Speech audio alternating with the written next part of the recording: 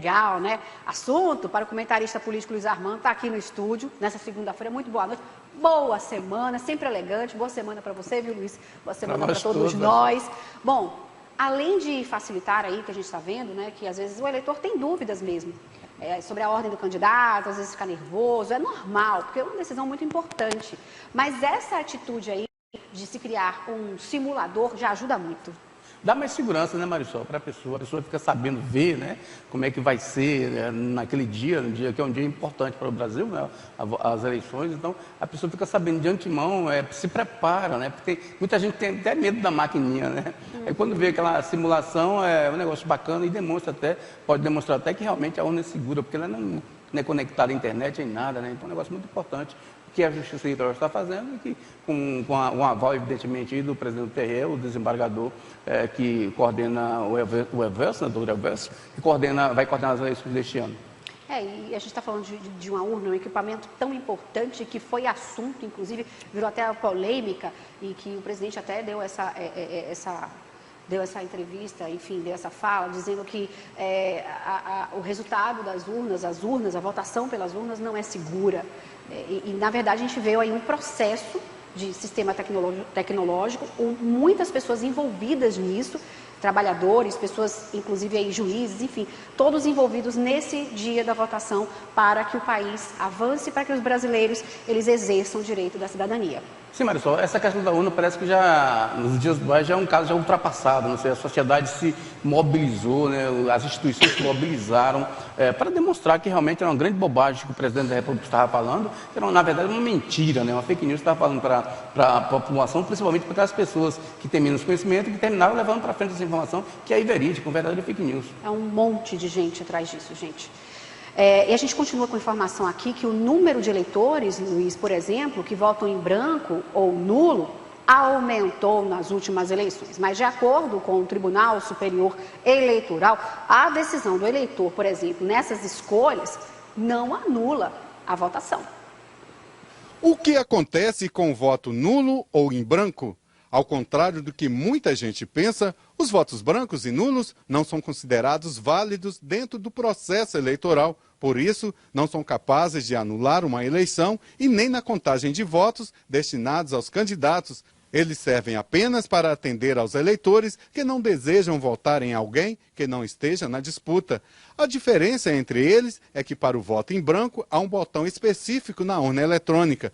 Já para anular o voto, a pessoa deve apertar um número aleatório, que não faz referência a nenhum candidato ou partido. Os votos brancos e nulos não são considerados como votos válidos numa eleição, diferente de votos válidos que são anulados posteriormente. Para as eleições, o que importa são os votos válidos, ou seja, que não são brancos ou nulos. De acordo com a Constituição Federal e a lei das eleições, vale o princípio da maioria dos votos, dados aos candidatos ou legendas. Por isso, quando mais da metade dos votos forem nulos, não é possível cancelar uma eleição. Mas os tipos de votos não param por aí. Nas eleições pelo sistema proporcional, para cargos de deputado federal ou estadual, é possível votar na legenda. Basta digitar o número referente à agremiação e apertar a tecla confirma, sem preencher os dígitos que completariam o número do candidato. Quanto mais votos a legenda receber, mais vagas ele vai conseguir na Casa Legislativa. Só pode anular uma eleição se mais do que 50% dos votos válidos forem anulados posteriormente à eleição e não durante o processo eleitoral. E o Ministério Público Eleitoral entrou com ação de impugnação de registro de candidatura contra o ex-governador Mauro Carlesse, do Agir, que concorre ao cargo de senador da República. De acordo com a petição, Carlesse encontra-se inelegível por 8 anos, pois renunciou em março deste ano ao seu mandato de governador do estado, quando já havia sido recebida uma representação pela Assembleia Legislativa, autorizando a abertura de processo de impeachment, o que faz incidir a causa de inelegibilidade. Em nota, Carlesse afirmou que recebeu com muita tranquilidade a informação da ação do Ministério Ministério Público Federal em relação ao registro de sua candidatura. Ressaltou ainda que mantém sua confiança na Justiça e apresentará, por meio de seus advogados, a defesa em relação a esse processo, mantendo a convicção de que terá aprovado o registro de sua candidatura. Ele continuará normalmente sua campanha ao Senado Federal. E outra impugnação foi protocolada pelo Ministério Público Eleitoral, dessa vez ao demonstrativo de irregularidade de atos partidários, apresentado pelo Progressistas, em razão de uma suposta fraude na ata da convenção que definiu os candidatos para as eleições de outubro. A candidata Giovana Cavalcante Nazareno apresentou representação informando que participou da convenção do partido como pré-candidata a deputada federal, tendo sido escolhida para concorrer ao cargo, mas que foi surpreendida ao saber que havia sido retirada da lista e colocada para concorrer ao cargo de deputada estadual, sem ter o seu consentimento. Por essa razão, o Ministério Público Eleitoral aponta possível fraude na ata. Segundo o órgão, o partido deve ser intimado para regularizar a situação no prazo de até 72 horas ou apresentar defesa. Caso não seja corrigida a irregularidade, o registro da chapa poderá ser indeferido sem caráter definitivo. Luiz, vários pedidos de impugnação de candidaturas foram protocolados, como a gente mostrou aí. Definições só após o dia 12 de setembro? Sim, é o último prazo que a Justiça Eleitoral tem para julgar esses pedidos. Agora, esses dois casos colocados aí, Marisol, no primeiro, do Mauro Carlesse, não tem sentido nenhum o pedido de impugnação do procurador, que é o mesmo, inclusive, do caso do PP, né?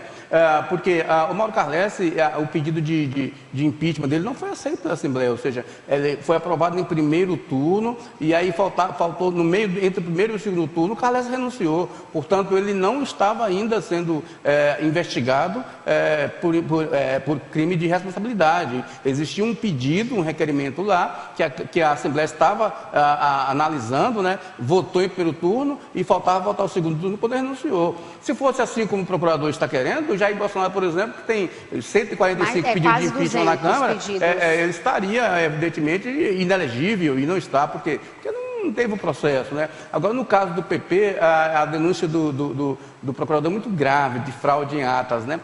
Porque, na verdade, é o seguinte, o candidato, depois que é feita a convenção, depois que é lavrada aquela ata, o candidato só pode ser alterado, a candidatura alterada por vontade própria do candidato, ou por morte, né? Ou renúncia, né? Renunciar. Exato. Isso, agora, o que a gente não sabe é o que ocorreu na convenção. Se realmente a candidatura dessa suposta candidata foi aprovada pelo PP ali, né? E constou da ata, né? Porque essa denúncia de fraude na ata que o procurador faz, suposta fraude, ela é muito grave, viu? Implica, inclusive, em sanções ao partido que tem como maior líder aí a senadora Cátia Abreu disputando o Senado.